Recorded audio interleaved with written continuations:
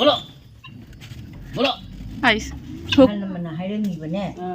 하이 마기도 사기 까다리 미나고. 아이 파자기 젠도가 살미는 거야. 싱 이봄 남아 깔리바. 명 아코인 자도이시 시구나제니.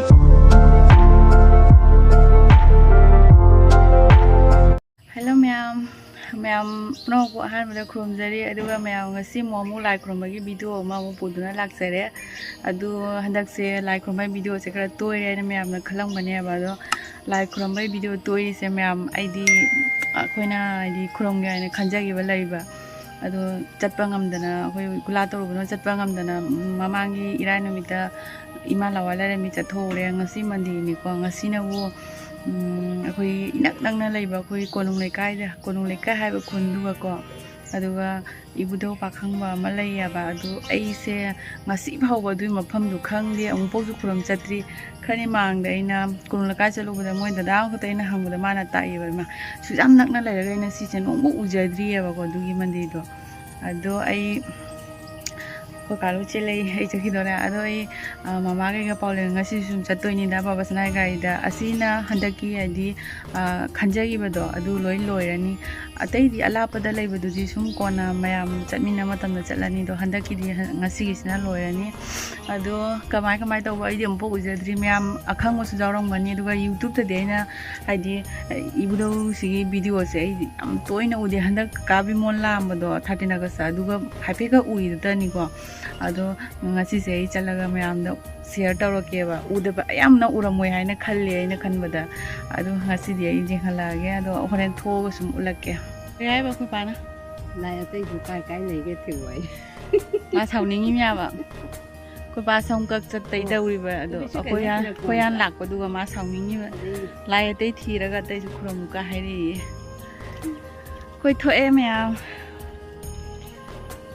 Usayam saya ba khoi na duna khrangan thoe puni pan makhai tare akhoi gari su la e khoi gari se khoi thok paga mata cha la e ne mayam ising se mu khara hengala me kaidawi no khang ni ising se khara narang se khara kang dhau ro ban ma ising ko jam helami ne ma Duni hajo. ta sin ngarang se ji ga sanana ga ma leirami mi ne ina sanga ga ising ipom na ma kalliba mayam akhoi chatoi se si kuna se ni nang nei akhoi opposite ne ba soro wang ni chapai na khara lapa malani ising helam ne mayam paule chukala thoklai e paule ngasi sigai sum tong ya ada jawrak te paule nang chien chalibo Now. paule ni kai halimi ina ngasi si nauta halimi mama ai se ka chalaga ngasi na wo mayam kaino rom da hoi oi rom thang wa sai tani hoi chatoi se thong wang la laga ni ngasi chatoi sina hoi ngasi ni gari ka bu ga ni yo doi se yung ni ising ya na thaja da kyam helong hora mo ne ising jam heli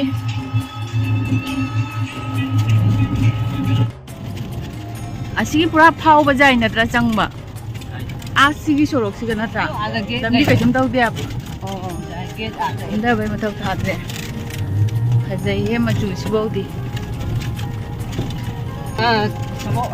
Yung le pandong se. mai he Hai phawang na ngai be khang bo de phaman ni na. phadi bai mana si di Adu lan linga da mi ni. sai ma khoi lai mandi se yo re minit manga ko minit manga tang horong ani ko changi je da ba basna oh konungleikai jarok ko se somda sorok leire to ada koi sum tapna thawi da du budi kunsi ya han ma khulam nak sa ni se je pom je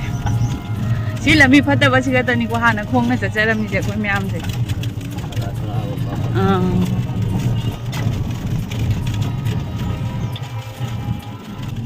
Dei jana da ne. kadom na sei chang Sida sana da ne sida dei da. kadom na kanam lawe he se gari su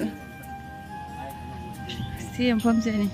koi ji lak ta di khang de da ba sana na pusali si ni han go lai ni ngasi Cái nói gì này ni lao dùng là đâu cả. khang de he kana ni la nu Chứ đó. mẹ ibu đâu se lai de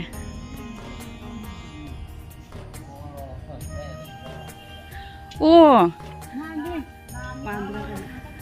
phong ge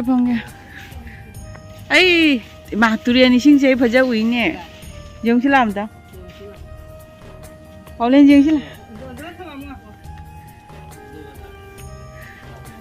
Turian ising amtang jeng han ke me amda. Me am segala itu turian ising.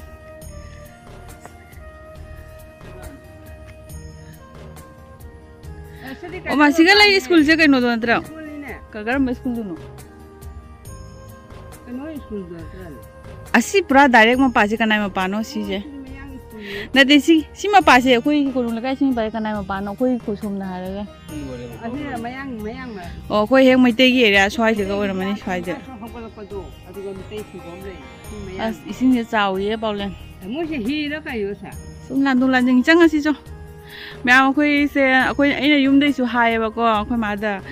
dùng mang mẹ phải thùng hàng nhé phải mà bán được cái số mà khơi nó khăn nó lạc khơi nó xuống khuram đồ bên này nè, ở đó phải là bên này khơi cái sợi ngồi irai nụi ta hàng như hay, ta sát trên là đi mang đi na hè na meeting bớt số hè li giá thầu tông bên này số hai đó hàng đi na hay irai ta nè đó, ibong na mà bán được xuống khuram mò cái đi na hay.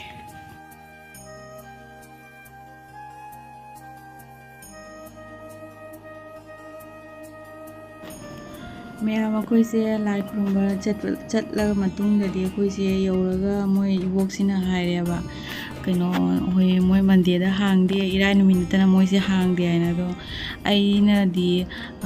đợt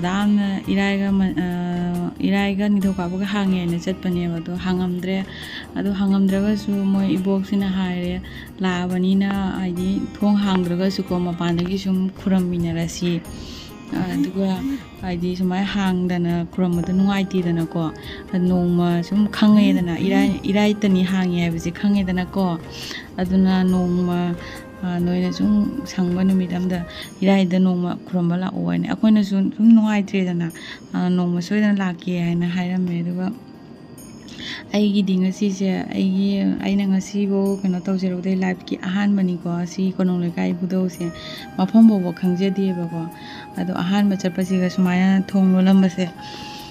ai kitang ngo khan nuai di ba nuai di aina si Epudhou se chakke aina khan ba da kitang ai wona ne amandra ma da haipetang sum jet kum lak kum dum ai wona tawi ba ko mamangi lawata chtluba di ko khudak ta sum ai di pot puno mo se loina ichan ta channa na ne ko uhen kia ba aduna aina jo thamoi da ne ai yam nuai gi de ai nongma choidana khuramba mu cha sia na koi hai ado ahamba gi koina khanba du gi khuram thokra baina mathang chapa du di akoi gi chatba jati ha ba do na tabida akoina pharak ta da ba kano matang chaba am da sum phalang cha thoraga sum jai ba ado ibuok sina kano tawre aidi mom than ba ka se mana sum hai kano tawna amuk da punna loi thala roi ge ahum khak than ge ndin da sandawai roram da moi lai khrom da ahum mam than ge haidi kui na haidi nongma gi thala ga di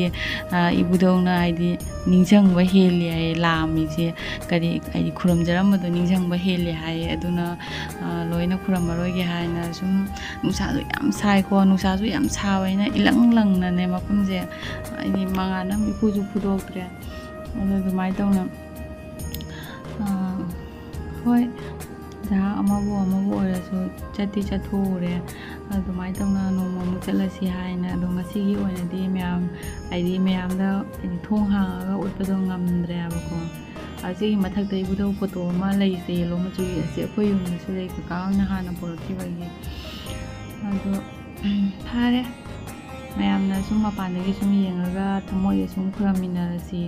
nongma soidana ka mo manungi saktam do mayam da ulak kani soidana ado ngasi gi di myam video se sumaina sum kano tawna thong hangam de sumai tawna loisalaga sum ngasi gi di sum haidi khuramaga sum pangthokre mayam makata na sum yengmina si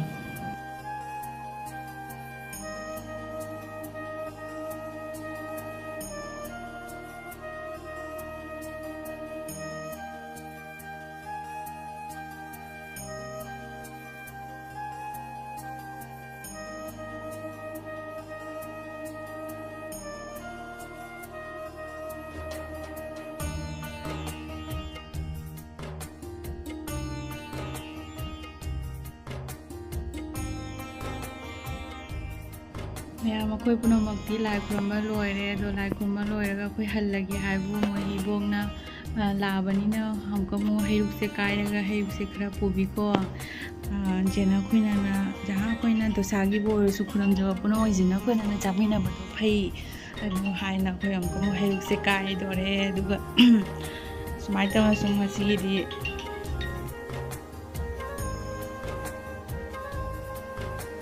ꯀꯌꯥ ꯅꯨꯡꯉꯥꯏꯇ꯭ꯔꯦ ꯁꯤ ꯋꯥꯡꯅꯤ ꯂꯥꯛꯑꯒ ꯑꯩ ꯑꯉꯛꯄꯅꯤ ꯃꯣꯏꯁꯦ ꯑꯥꯗ ꯌꯦꯜꯂꯤꯕ ꯁꯤꯁꯤꯒ ꯂꯩꯉꯥꯛ ꯍꯦꯟꯅ ꯅꯨꯡꯉꯥꯏꯇꯦ ꯋꯥꯔꯤꯕꯨ ꯍꯥꯏ ꯄꯥꯏꯔꯛꯄꯁꯦ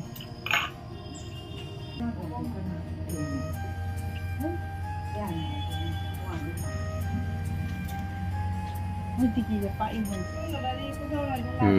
ꯍꯣꯏꯗ ꯃꯇꯨꯡꯗ ꯑꯃꯨꯛꯇꯪꯗꯤ ꯍꯜꯂꯛꯀꯣ ꯅꯣꯏꯅ ꯃꯃꯛꯁꯨ ꯁꯣꯏꯗꯅꯅꯦ ꯅꯨꯡꯉꯥꯏꯇꯦ ꯂꯥꯛꯑꯒꯀꯣ ꯃꯁꯥꯗꯣ ꯑꯩꯈꯣꯏꯅ ꯏꯆꯦꯅꯗꯤ ꯂꯩꯔꯤꯁꯤꯕꯨ 이런 상황이 ꯄꯤꯅꯤꯡꯉꯥꯏ ꯂꯣꯏ ꯈꯔ ꯈꯔ ꯌꯦꯟꯗꯣꯏꯅꯤ ꯑꯩꯈꯣꯏ ꯂꯥꯏꯔꯤꯛ ꯆꯥꯛꯂꯣꯟ ꯀꯜꯂꯁꯨ ꯍꯩꯔꯨꯛ ꯀꯜꯂꯁꯨ ꯌꯦꯟꯅꯩꯌꯦꯕ ꯑꯍꯜ ꯂꯃꯟꯅ ꯍꯥꯏꯔꯝꯃꯤꯕꯅꯦ ꯃꯥꯏ ꯃꯥꯒꯤ ꯗꯣꯁꯥꯒꯤ ꯀꯠꯅꯔꯤꯕꯅꯤꯅꯀꯣ ꯑꯩ ꯐꯖꯒꯦ ꯑꯗꯨ ꯌꯦꯟꯊꯣꯛꯑꯒ ꯆꯥꯃꯤꯟꯅꯧ ꯍꯥꯏꯌꯦ ꯑꯁꯤ ꯑꯃꯇꯪꯅ ꯆꯥꯕꯁꯦ ꯐꯠꯇꯦ ꯃꯌꯥꯝ ꯑꯩꯈꯣꯏ ꯂꯣꯏꯅ ꯊꯣꯛꯂꯦ ꯑꯩꯈꯣꯏ ꯂꯥꯏ ꯈꯨꯔꯨꯝꯕꯁꯦ ꯈꯤꯇꯪ ꯊꯃꯣꯏꯁꯦ ꯅꯨꯡꯉꯥꯏꯔꯛꯇ꯭ꯔꯦ ꯍꯥꯏꯗꯤ ꯏꯕꯨꯙꯧ ꯊꯣꯡꯗꯣ ꯉꯁꯤ ꯍꯥꯡꯗꯕꯅꯤꯅ ꯅꯣꯡꯃ ꯍꯥꯡꯕ ꯅꯨꯃꯤꯠꯇ ꯑꯃꯨꯛ ꯂꯥꯛꯀꯅꯤꯗ ꯑꯩ ꯁꯣꯏꯗꯅ ꯍꯥꯏꯗꯤ ꯅꯨꯡꯉꯥꯏꯇꯦꯕ ꯑꯗꯨꯅ ꯉꯁꯤꯗꯤ ꯉꯟꯅꯁꯨ ꯂꯥꯛꯄꯅꯤꯅ ꯉꯟꯅꯁꯨ ꯅꯛꯄꯅꯤꯅꯅꯦ ꯂꯣꯏꯔꯦꯕ ꯍꯧꯖꯤꯛ ꯌꯨꯝ ꯑꯩꯒꯩ ꯄꯥꯡꯉꯒꯦ ꯅꯨꯡꯁꯥꯁꯦ ꯂꯪꯇ꯭ꯔꯤꯛ ꯂꯪꯉꯤ ꯄꯣꯂꯦꯟ ꯄꯥꯏꯕ ꯑꯩ ꯆꯪꯉꯛꯀꯦ ꯀꯔꯤ ꯖꯦꯟ ꯀꯧꯒꯦꯁꯦ ꯃꯁꯤ ꯃꯔꯥꯡ ꯑꯗꯨꯅ ꯃꯑꯣꯡ ꯑꯝꯇ ꯂꯦꯞꯄꯨꯅꯦ ꯍꯥꯏꯁ ꯊꯣꯛꯄ꯭ꯔꯅꯦ ꯁꯤꯕꯨ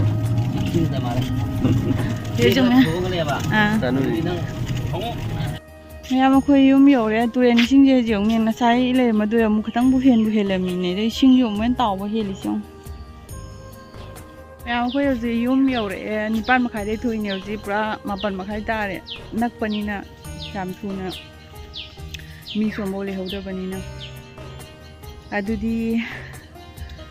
ꯍꯣꯏ ꯊꯣꯡ ꯍꯥꯡꯉꯒꯗꯤ ꯃꯌꯥꯝꯅ ꯎꯠꯄ ꯉꯝꯗ꯭ꯔꯦ ꯍꯥꯡꯗ꯭ꯔꯒꯁꯨꯀꯣ ꯁꯨꯝ ꯀꯥꯏꯗ ꯂꯩꯕ ꯀꯔꯤꯅꯣꯗꯤ ꯁꯨꯝ ꯈꯔ ꯃꯌꯥꯝꯗ ꯎꯠꯄ ꯉꯝꯖꯕꯁꯦ ꯌꯥꯝ ꯍꯔꯥꯎꯏ ꯑꯗꯨꯒ ꯃꯌꯥꯝ ꯊꯣꯡ ꯍꯥꯡꯕ ꯅꯨꯃꯤꯠ ꯑꯃꯗ ꯁꯣꯏꯗꯅ ꯑꯃꯨꯛ ꯃꯥꯏ ꯃꯅꯨꯡꯒꯤ ꯃꯥꯏ ꯁꯛꯇꯝꯗꯣ ꯀꯃꯥꯏꯅ ꯇꯧꯕ ꯈꯣꯠꯄ ꯃꯌꯥꯝꯗ ꯁꯨꯝ ꯎꯠꯂꯛꯀꯦ ꯉꯁꯤꯒꯤꯗꯤ ꯃꯇꯥꯡꯁꯤꯗ ꯂꯣꯏꯁꯤꯜꯂꯒꯦ ꯃꯌꯥꯝꯅ ꯂꯥꯏꯛ ꯁꯤꯌꯔ ꯁꯕꯁꯀ꯭ꯔꯥꯏꯕꯁꯨ ꯇꯧꯁꯟꯕꯤꯔꯝꯃꯣ ꯉꯝꯃꯤꯉꯩ ꯚꯤꯗꯤꯑꯣꯁꯦ ꯇꯣꯏ ꯊꯥꯒꯠꯅꯕ ꯍꯣꯠꯅꯒꯦ ꯁꯤ ꯍꯥꯏꯔ ꯉꯁꯤꯒꯤꯗꯤ ꯂꯣꯏꯁꯤꯜꯂꯒꯦ ꯕꯥꯏ ꯕꯥꯏ